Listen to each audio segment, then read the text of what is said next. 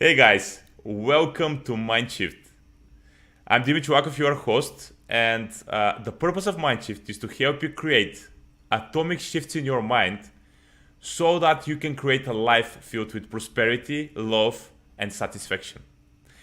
Today is the beginning of a new month, June 2022, and the topic for this month it will be life of passion. The moment I decided that this would be the topic for the next mind shift, I, in my mind, popped up the first person who popped up is the person who is going to be today with us. And I'm super excited to dive deep into this topic.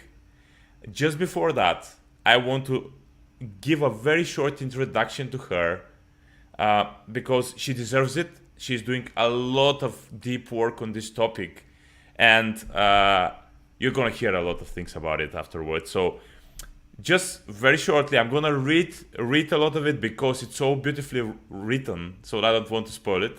So Karin Lubin is a coach, trainer, exercise enthusiast, driven by the desire to inspire, energize people and teams through the power of love, self reflection, inner and outer strength, clarity, and becoming unstoppable in what matters. Karin collaborates with transformational leaders to create wisdom journals that support people in transition and recovery to a greater clarity, self esteem, and emotional resilience. She uses the seasonal wisdom journals in her quantum wisdom coaching and quantum leap coaching and consulting practices. I know Karen for several years. We were in the same mastermind. I went through some of her webinars and workshops. I've personally been through her work and I really experienced the depth of it. So I want to just hear her words, be here with us, be present with her, because it might transform your life in a really great and positive way. Welcome, Karen, here. Thank you. Oh, Demi, it's so good to be here with you and see you. I love this. And Thank welcome you. to everyone who's listening. Thank you.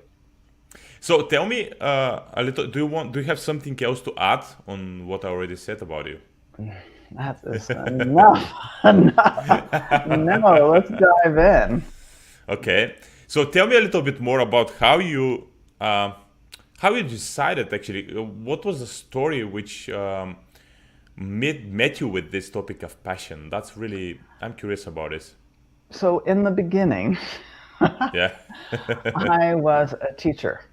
I was Mm, a public school teacher, and then I became an administrator in public schools. So I had a whole career, about 20 years of maybe even more, of being in the public school system. And I remember this moment when I knew I was going to die. I had just been, I think I was the fourth public school administrator, and I saw this legacy of all these other administrators who had had serious health issues. And I realized that I was stepping into kind of a culture, at least in this particular school, that I might get seriously sick. And I thought, it was kind of like the big wake up call when I realized I had been walking around, and I bet many of us know somebody or have had the experience themselves where you're walking around kind of like a zombie. This is my experience. I was walking around kind of with my head cut off from my body. I wouldn't allow myself to feel a lot because it was too scary. I was very numb. I was very numbed out, and I was going through a lot of the motions of doing what I used to love. And I realized at that point that I was really lost. And so I recognized that I needed to get myself out of the situation, especially when I realized that my health could be impacted. You know, once upon a time, I'd had a cancer incident, and I realized that it was this kind of numbing out, diminishment of what was going on with my head and my heart. I needed to actually bring that back, that connection, because my connection to myself was completely gone. So I don't know, Dimi, if you've ever had that experience, or maybe the mm, listeners have, but it was shockingly scary. It was really scary. And I realized at that time that my mother had just passed away, and she had gifted me just a little bit of money. And I realized I had this bucket list of things that I really wanted to do and travel and go places. And, I just kept writing them down until I finally said to myself at that moment, okay, now's the time. I've got to fill myself up. Because if I don't fill myself up, who is? Right? So I actually took off, released myself from this position. And then what I did is I took a year and I traveled, and I went to Belize and I learned how to sail, and I went to Mexico and I studied Spanish, and I went to India and I traveled all over India for months, and listened to spiritual masters and heard their wisdom, and just took the time to be with myself and meditate and chant and practice this kind of deep connection. And then I went to the United States again, and I did all these classes really to connect myself on with my body, because I was very disconnected. So I did a year of this. And then one of my passions, or on my bucket list, was this thing to actually work with my husband and start a business with him. And we had just gone through our doctoral program in organizational and educational leadership. And big part of that was mentoring people. So I realized that we could take that part of what I love, which is mentoring, facilitating, supporting people, and bring it into a consulting, coaching business. So we did that. We actually started this company, and I was looking for this tool, like how to bring people in and get to the, just the core of what people wanted to work on, rather than just, hey, how's the weather, blah, blah, blah. I wanted to get to the heart of the matter with people. So with clients, I was looking for something. I heard about this book called The Passion Test, which is by Chris and Janet Atwood. And I read it, front to cover, and I was like, oh, this is it. Oh my God, this is fantastic. And it was a process to help people get clear about what was important to them, and then start making decisions based on that. Now, I actually tried to do the process from the book, and I couldn't get really real with myself. I needed someone to ask me the questions. So anyway, I found that I was invited to this 5-day event conference, and Janet Atwood was actually presenting. And so I went through, to the conference, took her workshop, loved it. And it just so happens that my niece, who was 9 years old at the time, was there. And Janet loves kids. And so she met my niece, Morgan, and she was like, what's your passions? Asking Morgan. And Morgan, 9 years old, just rattles them off. She's just gone through the passion test process with 400 other people.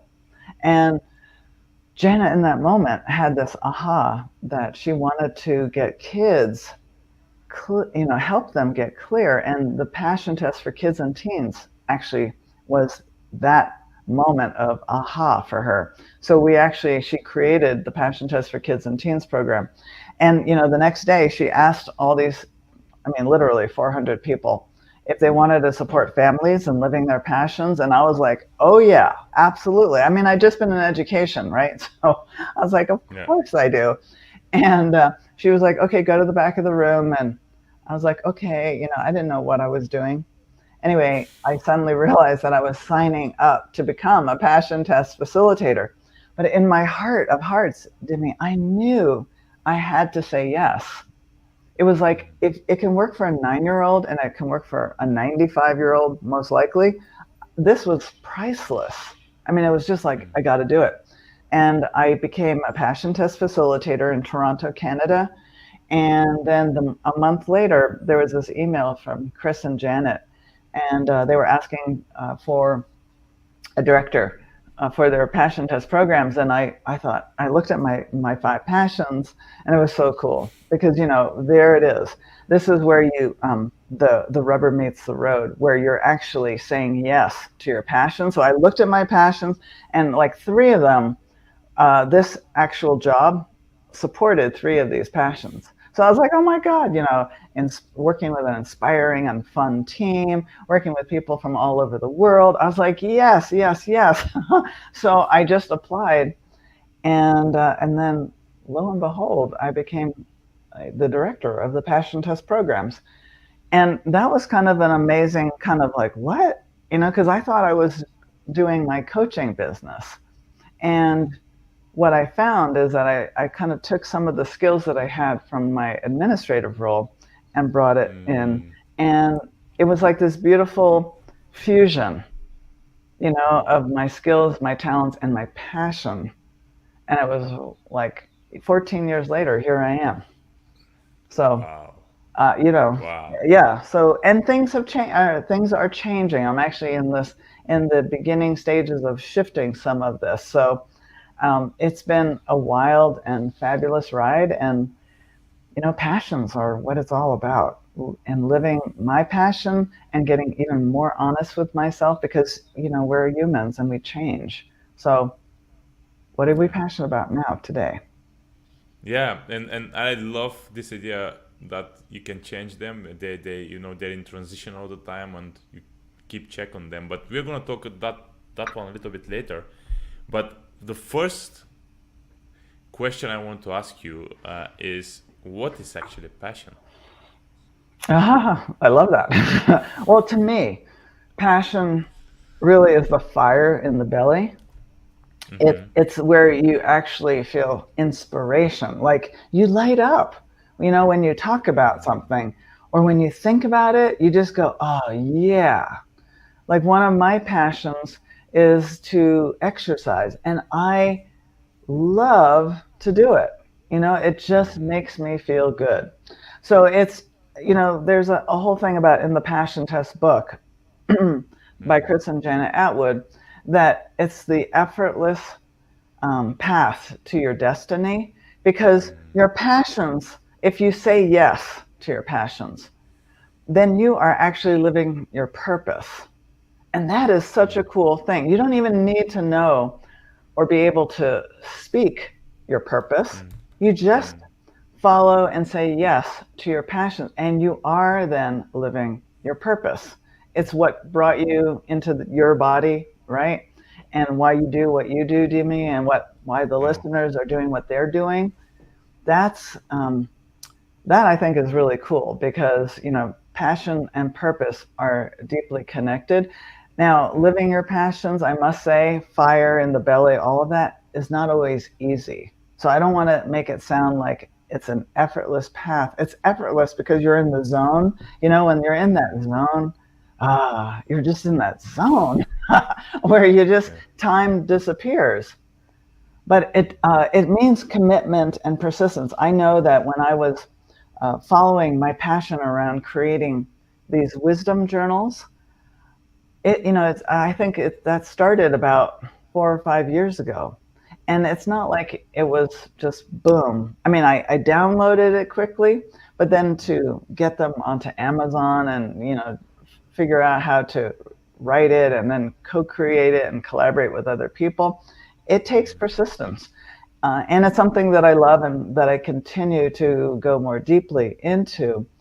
But it does take some persistence and commitment to when you're living your passions. I bet you could say that too, right, Dimi? Yeah, Can you? I definitely can say that, and definitely I am connecting with this idea that this is the feeling you have. I mean, in some way, that this is the thing you're supposed to do right now in your life, and sometimes you don't have a logical explanation why you have it and why this is the thing, like you decided to go over the world. I guess, yeah, you had maybe some explanation, but it was not exactly logical and made sense. Right. But but you True. just do it, Yeah. right? Hmm. I've been through almost the same journey, like 12 years ago when I decided to go to Denmark and study coaching, and at the beginning work as a dishwasher because I had to make some money, and I was leaving a job which was I was about to become a CEO of the company and stuff, and I decided to leave it for that. But that was what for me was, as you said, the passion. This was a passionate. I was passionate about personal growth and coaching, and I knew that this is my destiny, that this is the thing I'm supposed to do to serve the world. And it didn't make sense to do Mm-hmm. it on 20 when I was 20 something, based on the cultural traditions and stuff and beliefs here. I just wanted to ask you. I'm sure that some people are a little bit confused on that. So how do you know the difference between that you are making sense of it? You know that when you make it rational, and when it is really your passion. Uh, is there something you can suggest that makes sure that it's passion? Absolutely. First of all, when you are experiencing or thinking about this thing that you're passionate about. So, one of my passions is being spiritually rooted in nature and self love practices. That's my number one passion. So, I love to be in nature. So when I think about this, I feel joy. I feel great peace. I feel tension just release from me. I mean, there's a lot of body sensations and feelings that I'm having that tell me that this is it. And, the passion test process is a beautiful tool to integrate the mind with the heart.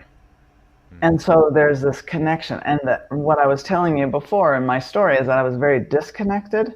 So having my mind with my heart, which is like also my body, is really important because I don't know about you, but I know that a lot of people that I have worked with often find themselves numbed out or like they're missing something.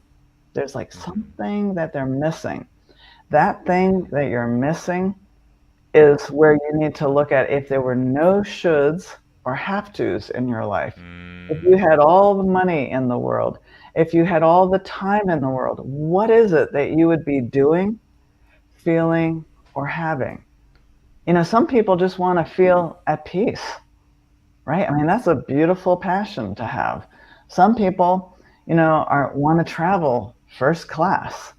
Some people want to have the most profound, beloved relationship of their life. All of this is perfect.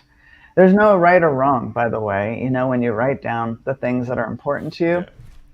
And what we do when we're as facilitators of the passion test, we suggest there's 8 different areas to look at, like relationships, spirituality, legacy, giving, volunteering, that kind of thing, your physical environment, your health, right? And so we look at all education, we look at career, we look at all these areas, and then you as a person who is trying to get clarity, because to me this process is about clarity, and when you have clarity, you have power.